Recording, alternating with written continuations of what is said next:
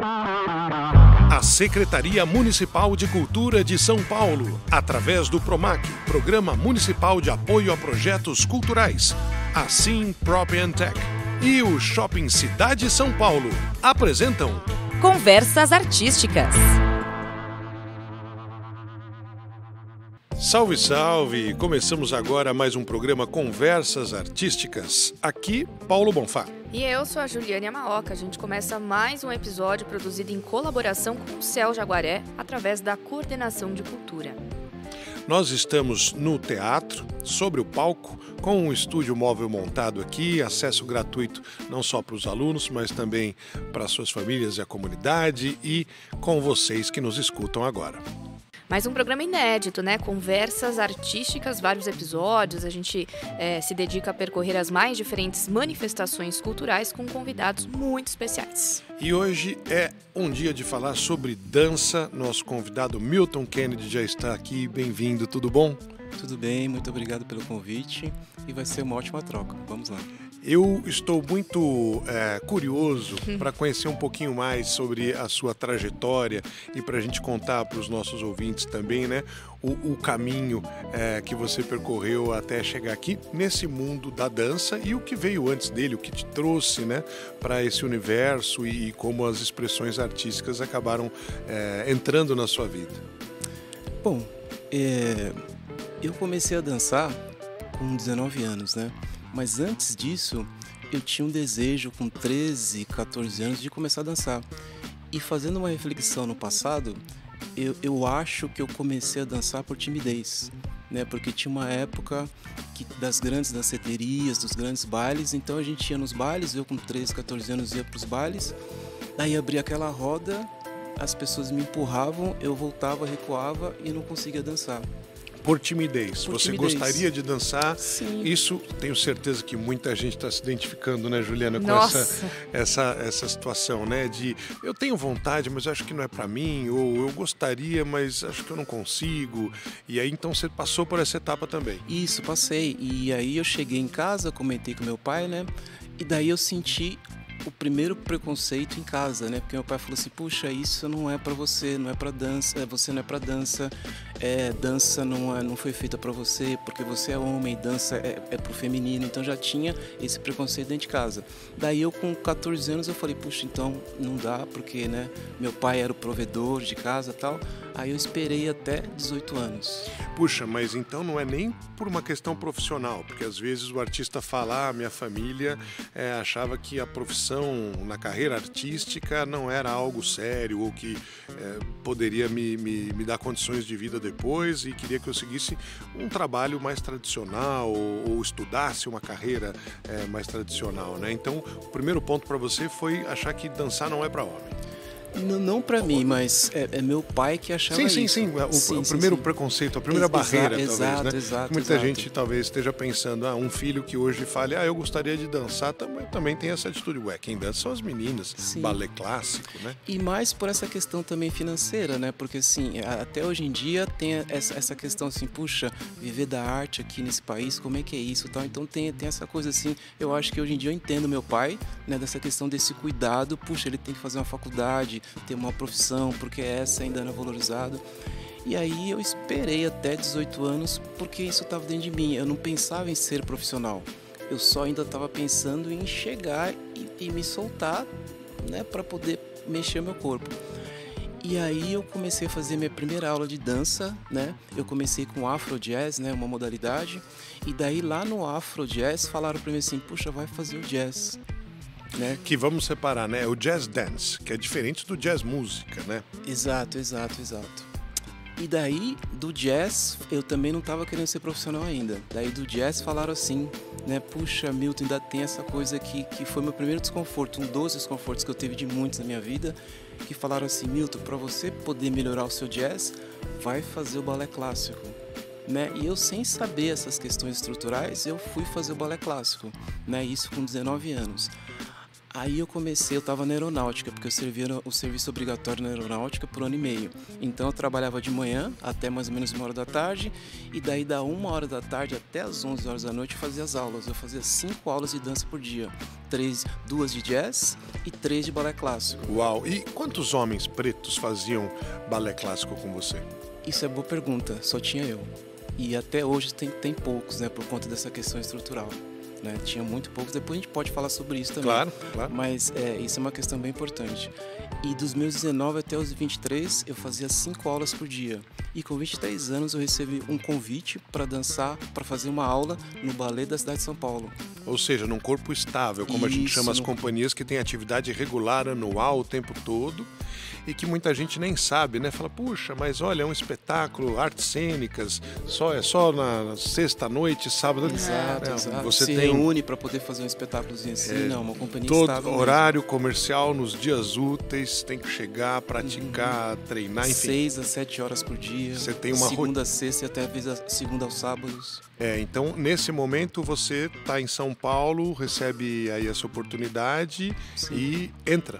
Isso, e também sem saber dessa carreira profissional, porque eu só queria realmente fazer aula.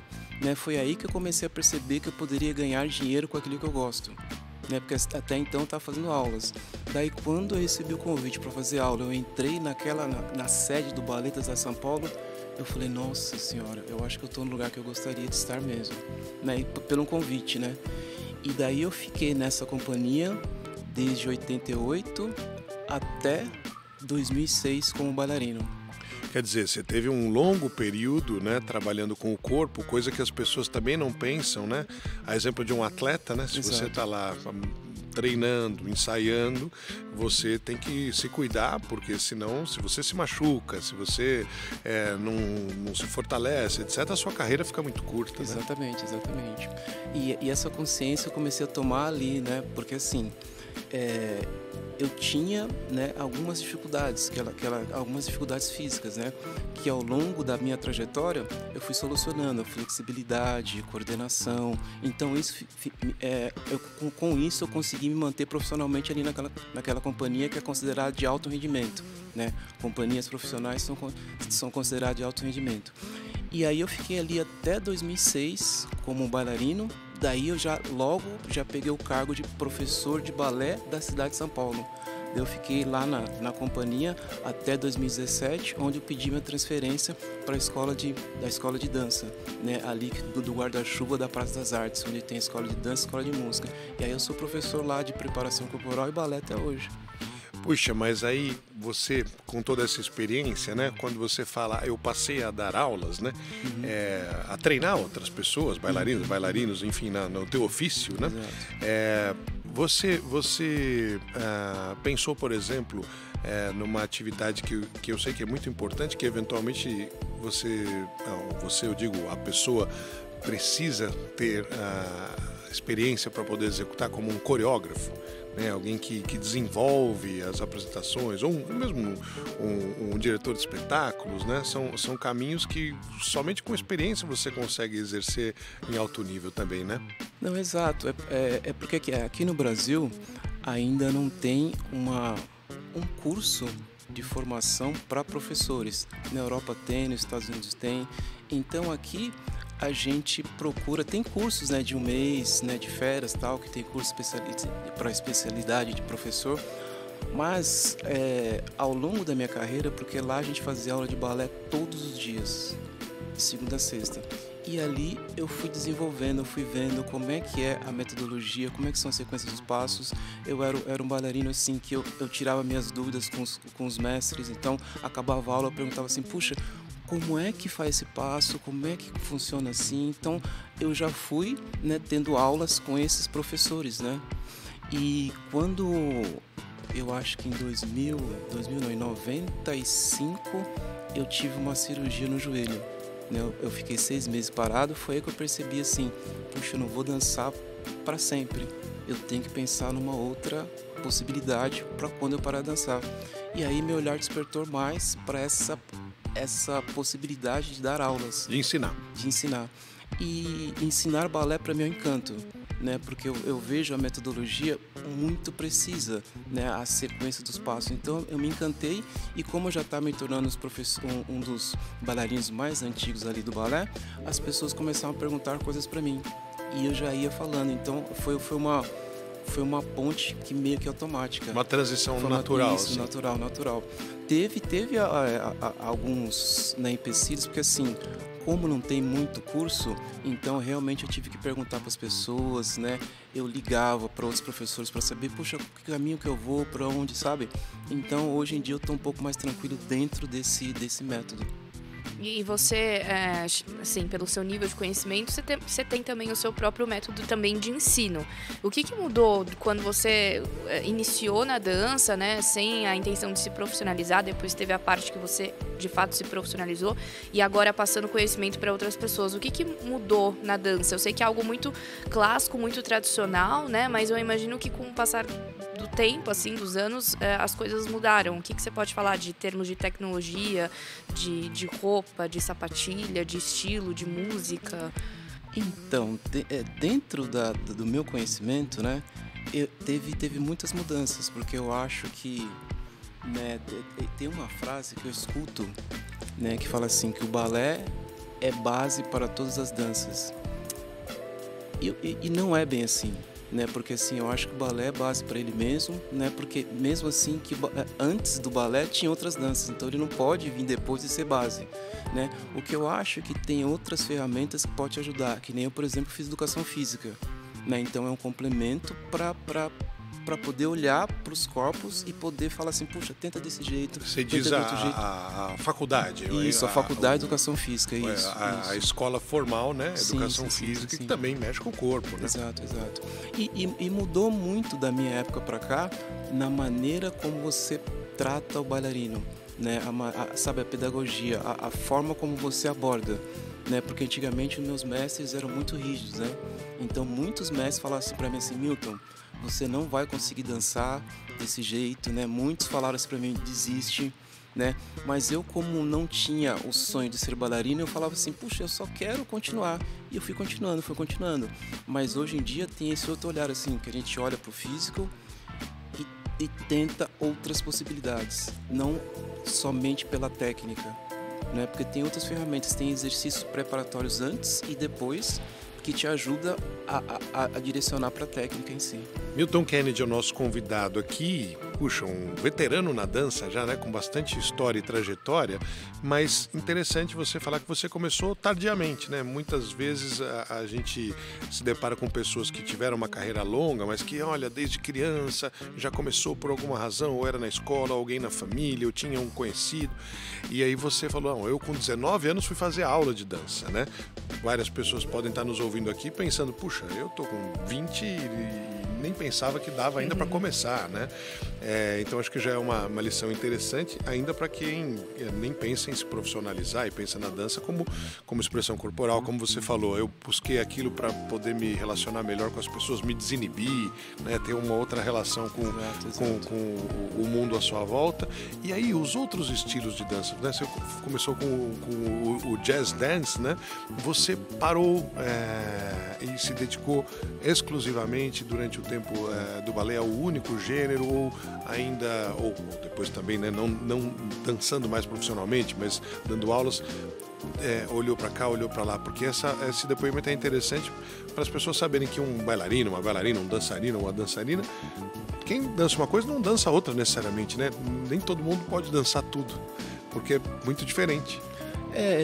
Não pode dançar tudo, mas dentro de uma qualidade, né? Então você tem que especializar realmente. Sim, estou falando dos profissionais da arte. Sim, exato. Mas o que eu penso nessa questão, que eu acho que é bem importante levantar, é da possibilidade da gente poder estar aberto para poder assimilar outras informações, né? Porque assim, eu trabalhei no Balé da cidade de São Paulo, né? Uma companhia que fazia aula de balé todos os dias, mas tinha o seu repertório de danças contemporâneas, né? Moderno, neoclássico às vezes. Então o corpo tem que ser versátil, né? Mas assim, dentro dessa linguagem, dentro dessa história, eu me especializei, né, ainda estou me especializando nessa linguagem de dar aula de balés para corpos, para poder dançar vários estilos. Eu acho que é isso que é importante, né? E eu estou pensando aqui, Juliana, o Milton chegando numa festa, vendo as pessoas na pista de dança. Numa balada, numa boate, num evento, né? Você tem esse olhar, né, de ficar reparando como as pessoas o jogo virou, se né? expressam, etc. E tal. Falando assim, puxa, eu tô há tanto tempo, eu treino, eu me apresento, e aí quando tem uma música tocando, olhar o que as pessoas estão fazendo. Então, não, eu não tenho isso não, né? Eu até acho interessante porque assim, eu comecei a dançar para poder me soltar e ir dançar nos bailes. E hoje em dia eu também não danço, né? Não é que eu fico parado, eu sou descontraído, mas não é uma coisa assim que tá eu tocando chego, a música, eu já vou lá. já vou. Não. Eu também não tenho olhar assim para, puxa, porque cada um dança da maneira que, né, isso que é legal, você tá nos bailes, né, que você é você mesmo. Então não é uma técnica, né, que você se apropria dela e você vai no baile e dança aquela técnica. Não, você escuta e se mexe do seu jeito. E não tem ninguém te avaliando também, não né? Pra tem, falar, olha, tem. Tá no movimento certo, sim, tá errado, tá será no que tempo você caiu, da será que você quicou, será que está errado, tem que estar todo mundo junto. E você não passou por uma fase em que as pessoas do seu círculo mais próximo, sabendo que você era um bailarino profissional, falavam assim, não, Milton, tu vai lá dançar. Olha, tá tocando do tipo, mostra um pouco do seu trabalho pra gente aqui nesse ambiente que não é de trabalho. Não, com certeza, várias vezes. Vai lá, dança, né? Várias vezes, sim. Surpreende as pessoas, né? Sim, exato. A pessoa não imagina que, puxa, esse cara ele é um profissional, ele tá lá num super lugar, né? Um lugar concorrido, disputado, mas você mesmo falou sobre isso, né? Quando eu te perguntei quantas pessoas negras estavam participando e na sua geração estavam tendo aquela oportunidade, é muito ainda difícil o acesso? Melhorou um pouco, mas ainda por conta dessa estrutura, né, esse pouco é quase nada, porque da minha época para cá, né, poucos bailarinos, principalmente as mulheres, conseguem entrar nessas grandes companhias, né? Isso tem um nome, tem um porquê, né? Para homem é um pouco mais fácil, mas para as mulheres é muito mais difícil. Que nem na época que eu entrei, só tinha 2 bailarinos negros, né, e uma bailarina. Daí eu fiquei lá durante 10 anos, o único bailarino. Aí depois entrou uma outra bailarina e hoje em dia, por conta né, dessa iniciativa, né, de ações afirmativas. Ações afirmativas, sim. Isso, hoje tem mais, acho que 7 bailarinos no Balé da São Paulo. Mas se você olhar nas companhias no Brasil, tem muito pouco. Né? No Rio de Janeiro não tem ninguém, né? Então tem vários. Então eu acho que precisa ter mais ações afirmativas para poder fomentar sonhos, né? Que eu acho que é importante. E para o público que for assistir, tiver a oportunidade, também se reconhecer no palco. Nossa, isso é fundamental. Isso é fundamental. Olha, tem lá um caminho para mim também. Não é por conta da minha cor que eu vou deixar de tentar ou de seguir, né? E como é a sua experiência, pensando aí, falando para quem não é do mundo da dança, né? Com relação aos outros gêneros, ou se apresentar em locais diferentes, né? Quando uma companhia de dança faz uma itinerância, ou vai para um festival, circula para outros teatros e tudo mais, o que muda? Você consegue reproduzir sempre, né, o mesmo trabalho independente do palco, independente da plateia? Então, o ambiente muda muito, né? Assim, o ambiente que você está favorece com que você, né, tenha mudanças, né? Não é muito a minha área, assim, né, de outros estilos, de festivais, porque assim, eu trabalhei numa companhia, né, profissional que não frequentava os festivais, né? Então a gente viajava para dançar em outros teatros, viajava para a Europa, então essa é uma área que eu não conheço do festival. Mas assim, é lógico que o tempo, né, o tempo influencia na sua performance, né? O humor influencia, a falta de sono influencia, entendeu? Outras pessoas influenciam. Então eu acho que, né, quando a gente trabalha no alto rendimento, a gente tem que tomar muito cuidado com esses fatores, assim, a gente não pode sair muito da rotina, né? Então, muito incomum uma com vida atletas, de atleta, né? Pensei nisso quando ele começou a relatar. Sim, com certeza.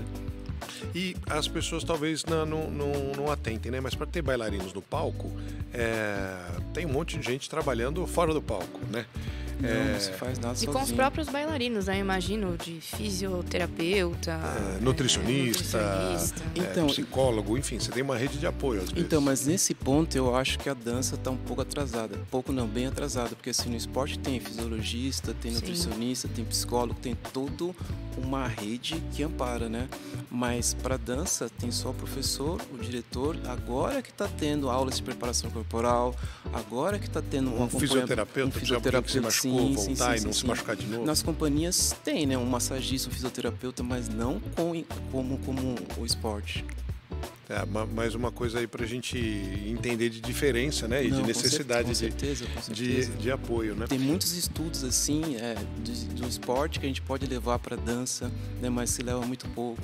Né? Hoje você tem uma professora de balé dentro da ginástica, né? Da ginástica artística, principalmente da rítmica, né? Então é legal fazer esse intercâmbio, né? Do esporte com a dança. Não, com né? certeza.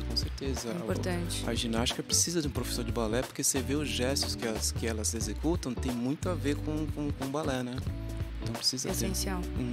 E como a facilidade de comunicação interferiu, se é que de fato de alguma maneira interferiu, no intercâmbio com o trabalho de bailarinos e companhias de outros lugares do mundo? Porque antigamente, sem acessos fáceis que a internet permite e tudo mais, o único jeito de ver o trabalho de outra pessoa era ter ido até lá ou esperar que essa companhia passasse pelo Brasil, ou alguém que tivesse visto voltasse e relatasse muito detalhadamente: olha o que estão fazendo, assim, assado. Hoje você consegue ver as apresentações de outros grupos de forma gravada, disponíveis, tem transmissão de espetáculos ao vivo. Isso modificou o jeito do Brasil se posicionar também, para quem era profissional no dia a dia, pensando nas apresentações. Olha, na Alemanha tem um pessoal fazendo assim, vamos ver como é que eles estão fazendo também, para avaliar. Olha, eu acho que tem duas possibilidades ali, né? Aí, que tem um lado positivo, mas também tem um lado negativo, assim, porque na minha época não tinha isso, né?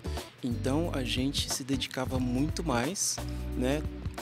Não sei se se dedicava, mas a gente vivia intensamente e se aprofundava nessas questões, né? Então, quando vinha uma companhia, nossa, a gente saía de casa, fazia de tudo para ver. Hoje em dia está muito fácil na internet, então eu percebo que é muito superficial, né? Eu vejo que a geração de hoje não se aprofunda tanto nessas questões, porque é muito fácil. Você pega, aperta o dedo ali, no smartphone, você acha tudo, uma apresentação e parece que está visto. Isso. E tem muita gente, né, autodidata nesse sentido, que também que eu acho que não é muito bom, porque você não se aprofunda, daí você pega pelo vídeo, reproduz e não se aprofunda, não sabe do estilo, não sabe das características. Então tem dois pontos ali que tem que tomar muito cuidado.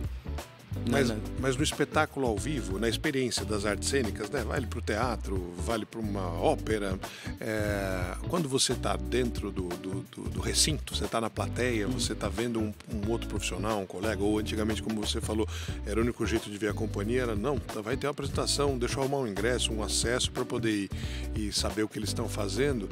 Esse momento, ele é insubstituível, né? Essa experiência de estar lá e acompanhar ao vivo, e sentir a performance acontecendo. Como foi a pandemia, em que as atividades presenciais estavam suspensas, quer para ensaiar, quer para dar uma aula, quer para se apresentar para alguém?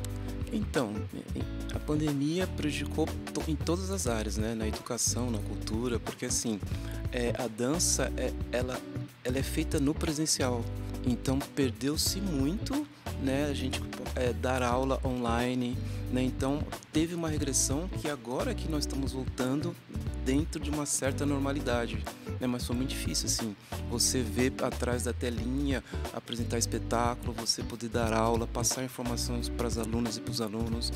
Eu imagino num paralelo com a sua formação de educação física, algo que eu ouvi de alguns profissionais que é, não, mas quando eu estou lá num treino, equiparando a um ensaio ou uma aula, às vezes eu preciso encostar no braço do cara e falar, olha, não, você está usando o músculo errado, puxa aqui, que senão vai doer seu ombro. Exato, e aí você está vendo pela tela, pela câmera, às vezes você não tem como dizer, você não está percebendo, né? E na pandemia não era uma ação individual. Então, da mesma maneira que você na sala de aula tinha 15, 20, 30 alunos, na pandemia, na telinha também. Então, como é que é você corrigir pela voz aqueles alunos? Então, foi bem difícil. Foi bem difícil a pandemia. Você falou, você tocou num ponto que eu falei, eu preciso perguntar, quando você falou que estava na companhia e conheceu outros países, né? Eu fiquei pensando, poxa, nos anos 90, nos anos 2000, era muito inacessível fazer uma viagem para o exterior, né? Não que hoje esteja, nossa, super tranquilo, mas há a possibilidade, né? Uma melhora financeira, de parcelar, de conhecer países mais próximos aqui na América do Sul. Então eu fico imaginando você, assim, numa época que a gente não tinha o WhatsApp, não tinha como tirar foto, né, tão facilmente, a comunicação era mais difícil, tudo, né, tecnologia, a diferença do Brasil para os outros países era enorme. Então, como que foi para você conhecer outros países? Quais países você conheceu? Quais experiências que você teve que a dança agregou, assim, na sua vida? Muito mais do que ser um profissional, mas como pessoa, assim. Culturalmente, assim, me agregou bastante, né? Porque você sair do seu próprio país e vivenciar outras culturas, nossa, para mim foi maravilhoso. Mas é um ponto que todo mundo pergunta, né? Porque, assim, a gente conhece outros países, mas, assim, a rotina, né, dos horários e tal, não permite que a gente realmente saia... turistando, né? É isso, porque, assim, é do hotel... Você conhecia o hotel, o teatro, o aeroporto? Isso, aí tinha um dia de folga que, às vezes, você ficava no hotel...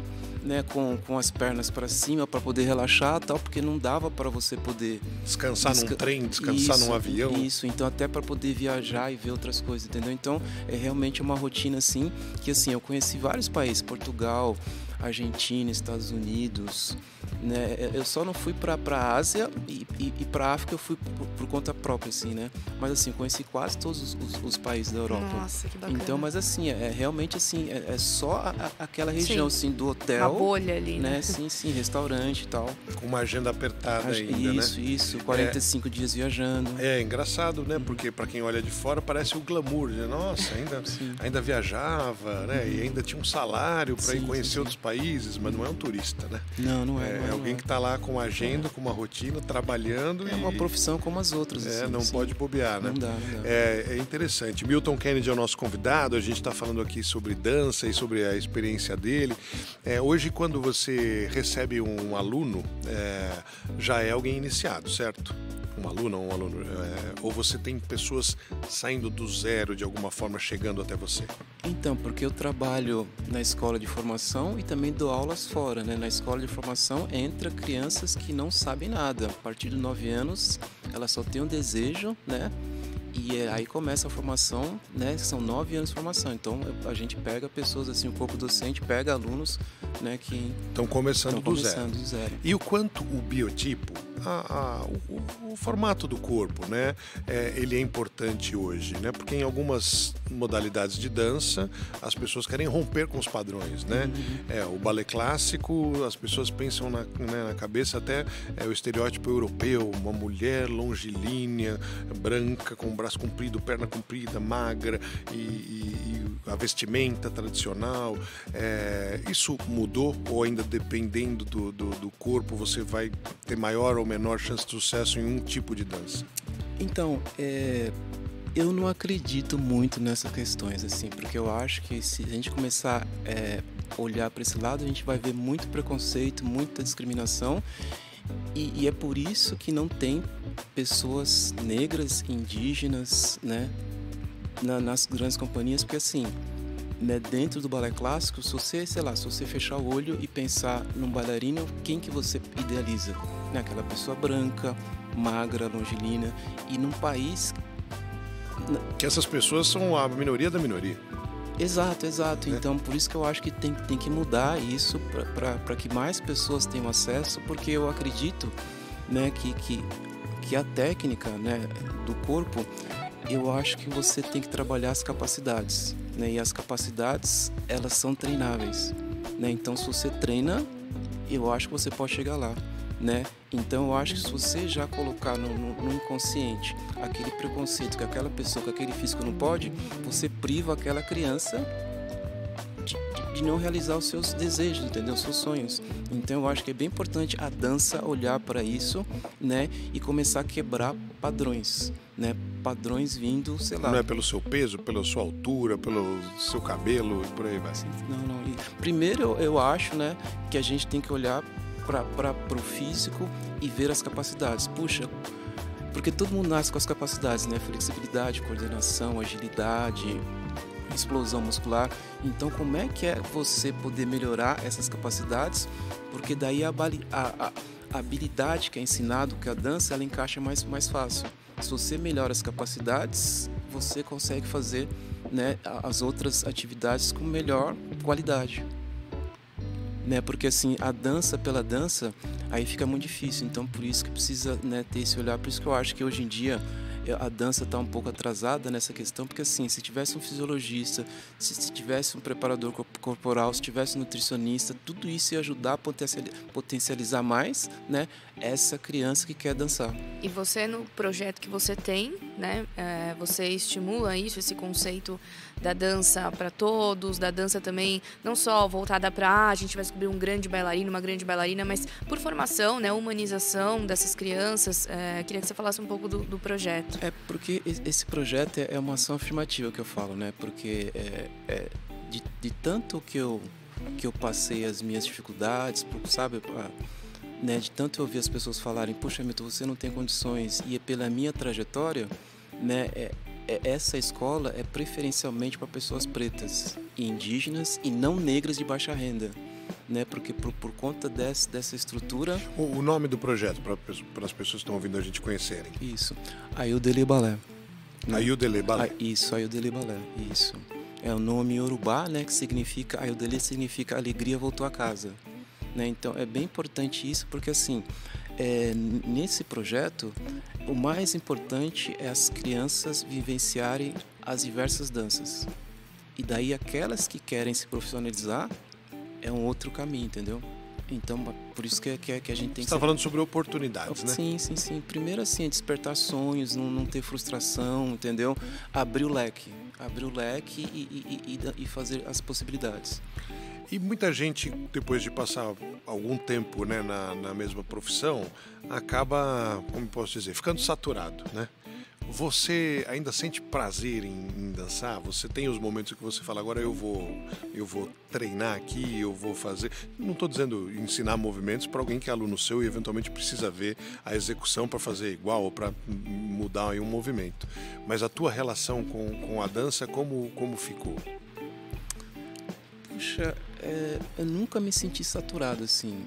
Teve alguns momentos, assim, que você fica desanimado, assim, né? Mas, assim, pensar em, sei lá, mudar de profissão ou parar, acho que nunca passou pela minha cabeça, porque, assim, eu acho que a dança mudou minha vida, né? Mudou em todos os sentidos, assim. Eu continuo não dançando nos bailes, mas emocionalmente mudou muito dentro de mim, assim, né? Eu me libertei.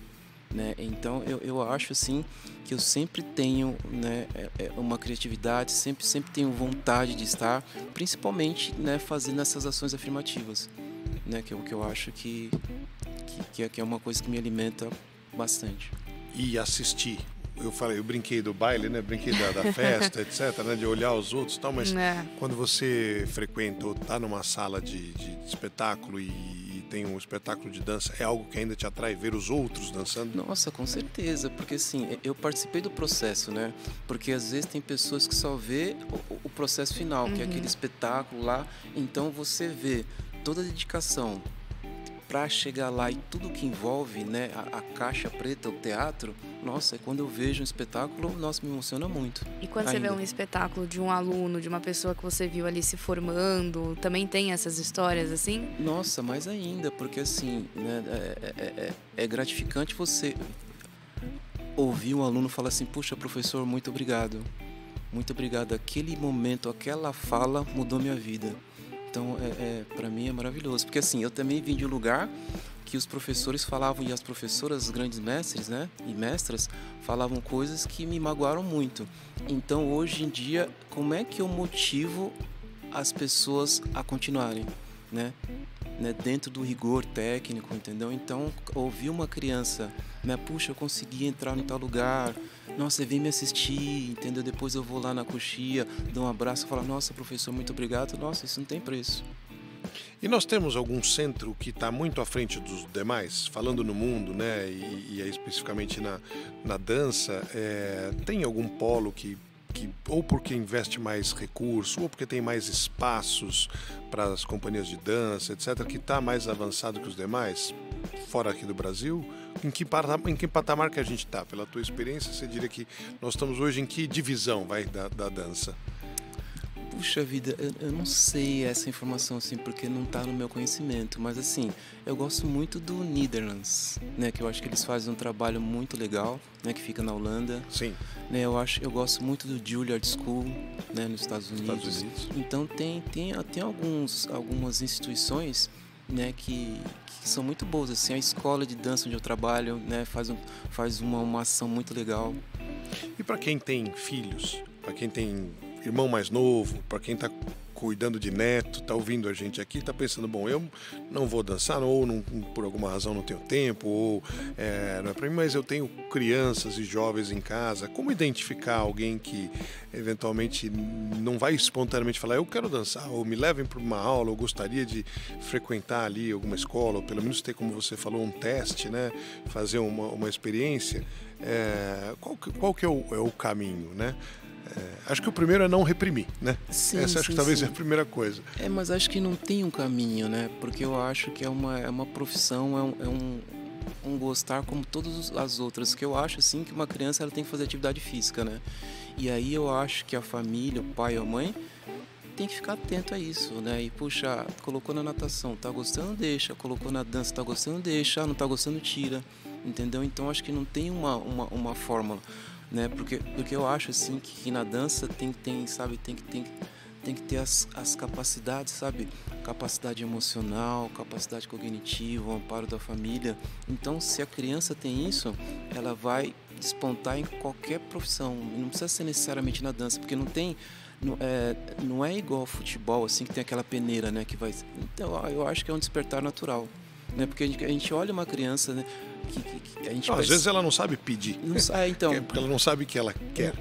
Exatamente, porque tem muitas crianças que entram na escola que é porque a mãe ou o pai colocam e depois que vai despertar. Poucas crianças falam assim, não, eu quero ser bailarina, entendeu? Ou bailarino. E aí eu sei que tem experimentos diferentes, né? Tem gente trabalhando para fazer coisas mais diferenciadas ou sair muito do tradicional. Mas eu queria te perguntar qual a importância da música.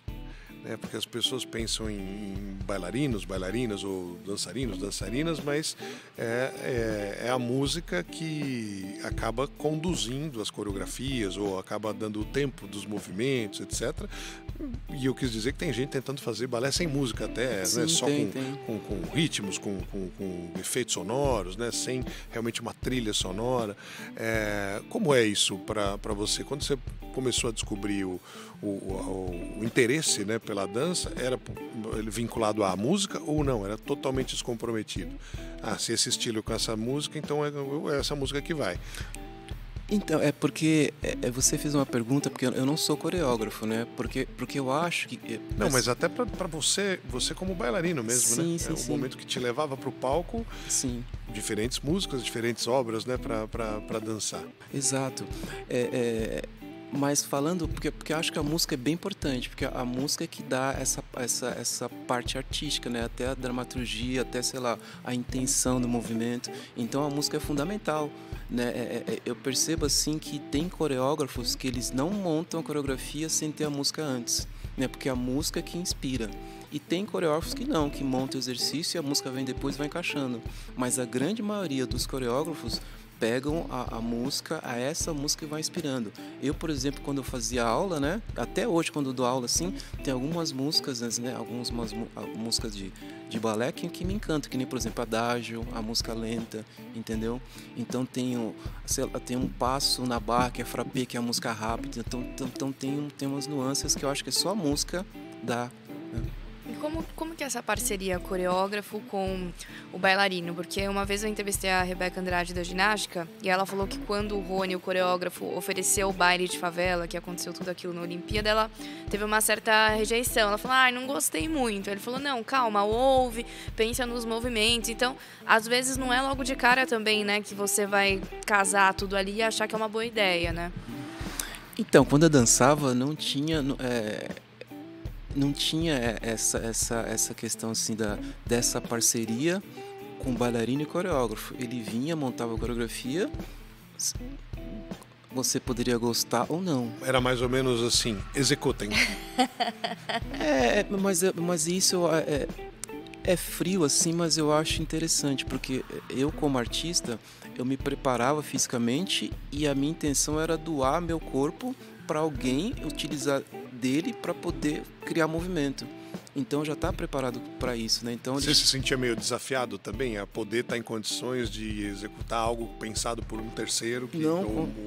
Constantemente, porque eu acho que sei lá, o brilho no meu olho, assim, minha motivação era exatamente isso, que os coreógrafos chegavam para mim e falavam assim, Milton, faz tal coisa, eu fazia, ou tentava fazer, então ia aprimorando para fazer. Então, sei lá, o desafio é isso, de alguém chegar e falar assim, olha, gira, salta, roda em 4 tempos.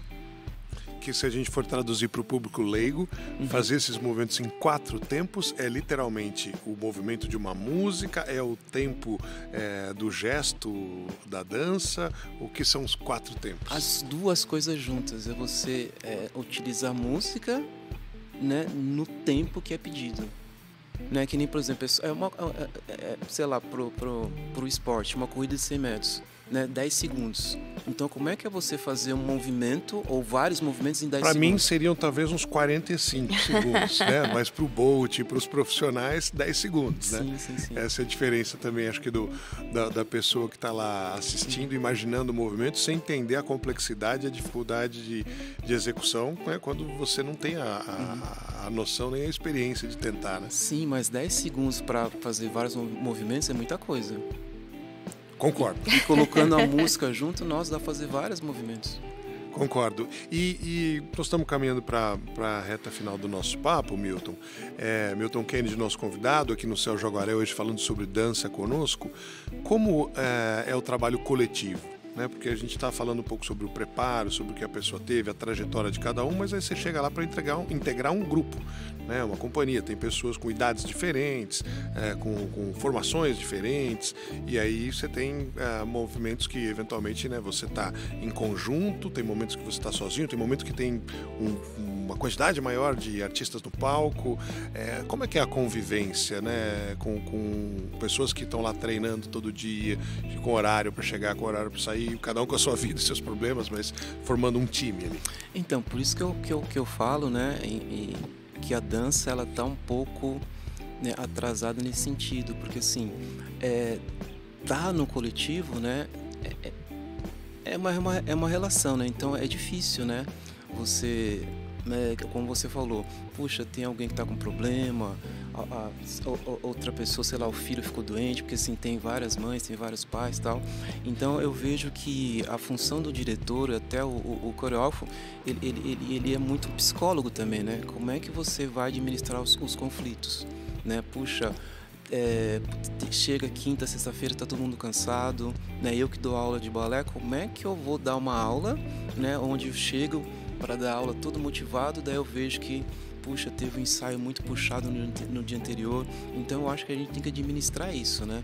Então, alguém dançando com dor porque não está 100%. Exato. Então é um grande desafio, assim, é uma pergunta assim, bem difícil, porque a gente tem que sentir momento a momento e se adaptando, né? Porque assim, a gente tem que, dentro do processo, entregar um produto final, né? Então eu acho que a gente é importante a gente nisso também trabalhar as relações, trabalhar os afetos, porque senão não dá pra gente conviver, né? Porque não é uma família, porque é uma relação profissional, mas conviver, né? Como eu convivi no Balé da São Paulo, com 40 pessoas, das 9 da manhã às 4 da tarde, daí quando viajava 45 dias dentro do ônibus, né? Então é um trabalho assim.